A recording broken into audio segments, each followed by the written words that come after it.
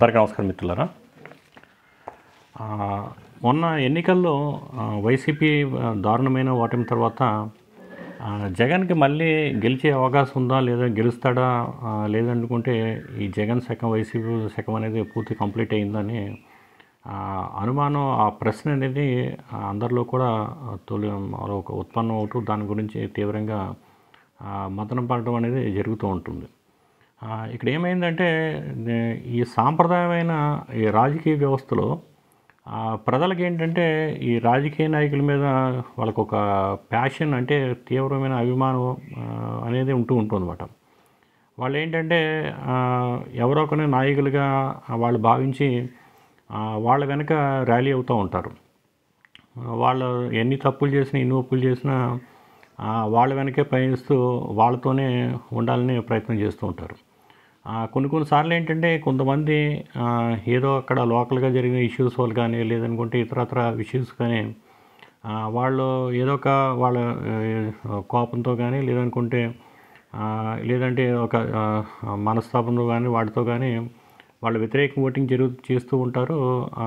లేదంటే ఓడిపోవటానికి దానికి దోహదపడుతూ ఉంటారు అన్నమాట. అయితే వాళ్ళకి మళ్ళీ వేరే కొత్త ప్రభుత్వాలతో మళ్ళీ వాళ్ళు కలిగే ఏదైతే ఉంటాయో బ్యాడ్ ఇన్సిడెంట్స్ ఉంటాయో వాటి దృష్ట్యా మళ్ళీ వాళ్ళ అపోజిషన్ వాళ్ళని అధికారంలో తీసుకురావడం అనేది వాళ్ళ ప్రయత్నం అనేది వాళ్ళు చేస్తూ ఉంటారు.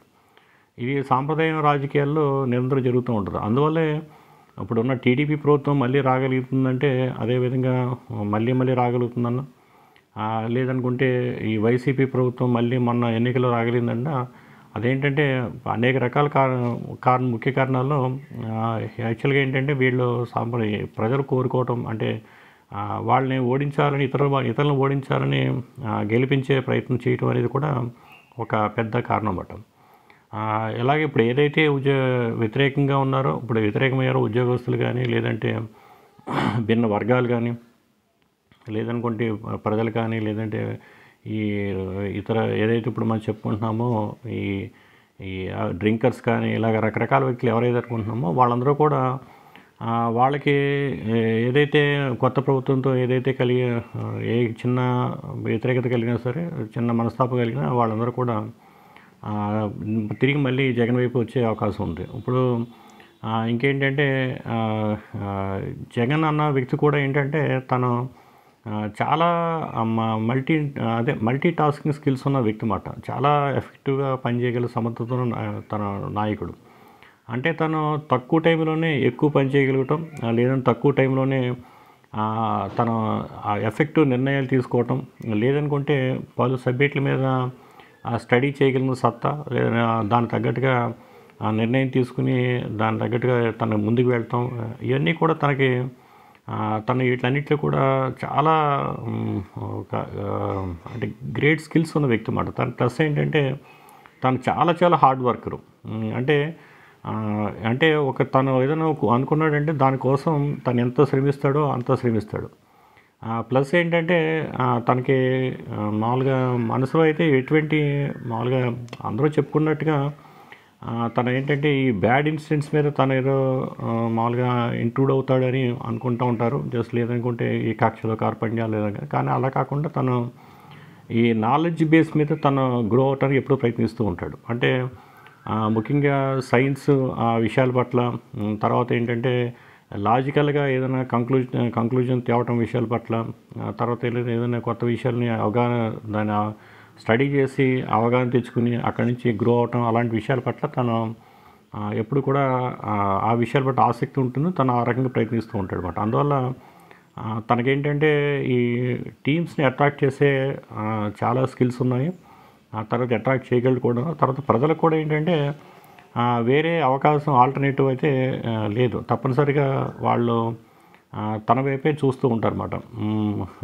ఈవెన్ ఏదైతే భిన్న వర్గాలు ఉన్నాయో, ఉద్యోగస్తులు తీసుకోండి, లేదనుకుంటే అన్ఎంప్లాయిడ్ తీసుకోండి, ఇంకోళ్ళు తీసుకున్నా, లేదా కార్మికులు కానీ, లేదనుకుంటే ఈ వ్యవసాయదారులు కానీ, ఎవరికైనా వాళ్ళకేంటంటే ఈ అధికార పక్షం వాళ్ళకి ఓడించాలనుకున్నా, లేదనుకుంటే అధికార పక్షం ఫెయిల్ అయిన వాళ్ళకి కోరికలు నెరవేర్చలేదనుకున్నప్పుడు వాళ్ళు సెకండ్ ఆల్టర్నేటివ్గా వాళ్ళు ఏంటంటే ఎవరుంటే వాళ్ళు తీసుకుంటారు. అదేంటి మరి అతను ఏమన్నా గుణగణాలు కానీ లేదనుకుంటే అతనితో ఉన్న పాత హిస్టరీ కానీ చరిత్ర కానీ అవన్నీ పక్కన పెడితే ముందు అతన్ని చూస్ చేసుకోవడం జరుగుతూ ఉంటుంది అన్నమాట.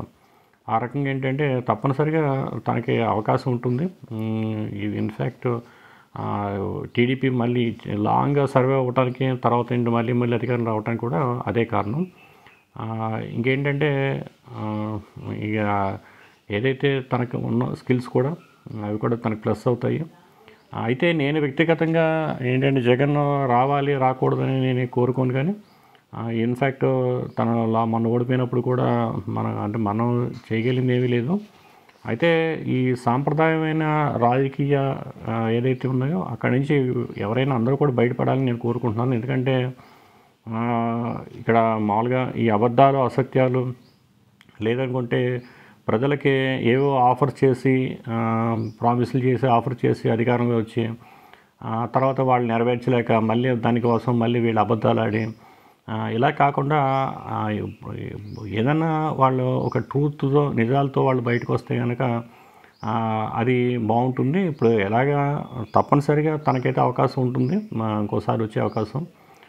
అయితే తను వచ్చేసరి నెక్స్ట్ టైం మాత్రం ఒక మంచి పూర్తిగా ఇలా కాకుండా ఇంకా అంటే మామూలుగా వెల్ఫేర్ అన్నది కాకుండా ఈ ఎంపవర్మెంట్ దిశగా కానీ లేదంటే సైన్స్ దిశగా కానీ సైన్స్ అండ్ టెక్నాలజీ దిశ కానీ రీసెర్చ్ అండ్ డెవలప్మెంట్ ఈ దిశలుగా కనుక తనకు వస్తే కనుక సమాజానికి చాలా బాగుంటుంది, రాష్ట్రానికి కూడా చాలా మేలు జరుగుతుంది. అది దేశానికి కూడా ఒక మంచి ఒక ఎగ్జాంపుల్ అనేది తను సెట్ చేసిన అడుగుతాడు. సో ఆ రకంగా వచ్చే అవకాశం అయితే తనకే ఉంటుంది. తప్పనిసరిగా వచ్చినప్పుడు మాత్రం ఈ దిశగా తను ఆలోచించి వస్తాడని కోరుకుంటున్నాను. ఇంకా మళ్ళీ పాత పూర్వంలాగా ఏంటంటే మళ్ళీ ఇంకా వెల్ఫేరు లేదనుకుంటే ఆ పాట మళ్ళీ పెన్షన్స్ ఇంత ఇస్తాం అంత ఇస్తాం ఇలాంటివి కాకుండా మంచి ఏదైతే ఈ సైన్స్ వాటిలోనూ తర్వాత రీసెర్చ్ అండ్ డెవలప్మెంట్లోనూ లేదా ఇన్నోవేషన్స్లోనూ ఆ దిశగా మొత్తం అన్ని ఆలోచించి అటువైపుగా ఏదైతే మేనిఫెస్టోస్ కానీ లేదనుకుంటే తన ప్రామిసులు కానీ ఇప్పటి నుంచే కూడా ఖరారు చేసుకుని వాటితో ముందుకు వచ్చి తను ఏంటంటే ఒక మంచి పేరు సంపాదించుకోవాలని కోరుకుంటున్నాను. ఇంకా రేపు మరొక అంశంతో మళ్ళీ కలుసుకుందాం. థ్యాంక్ యూ, ధన్యవాదాలు.